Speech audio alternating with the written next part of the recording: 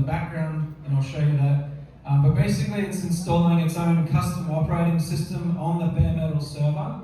So it's a Linux distribution called NixOS. We've forked it to call it Xnode OS and added some extra features.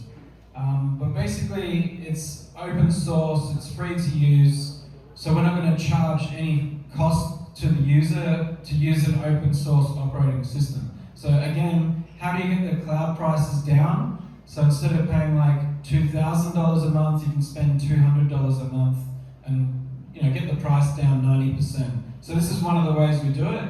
So use Linux, and you can get all of that cloud server running really affordably.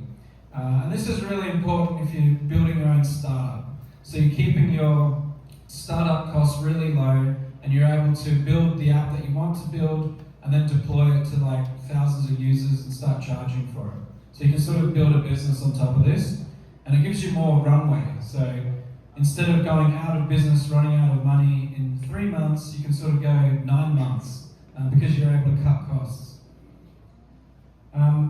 Then it's installing application packages on top of NixOS. So things like Python is an application package, Python 3.11 for example, or Next.js or Node.js. So JavaScript is how you sort of build a nice website.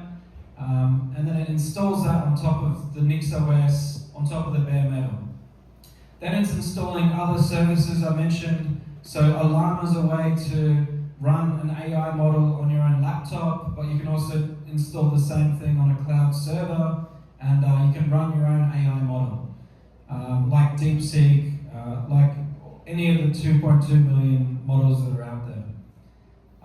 And then basically after you install that, you install a front end. So we've got Open Web UI, which is again another open source website that looks exactly like ChatGPT. It's just a website where you talk to an AI and then it responds to you. So all of that is free, open source, and then it deploys it. So this is the terminal that's in Linux, but basically, who's interested in this type of stuff?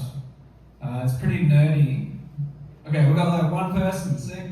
Open Web UI is a front end, so you can basically use the chatbot. It's installed the Alarm service.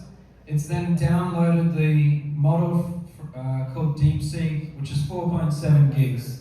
And it did all that in about 1.5 minutes. Then we can go to the app, and it's deployed it to a temporary URL, and then you can sign in automatically, and then it basically has a fresh install of Open Web UI. And you can see here we've got DeepSeek R1 7 billion parameter model up and running.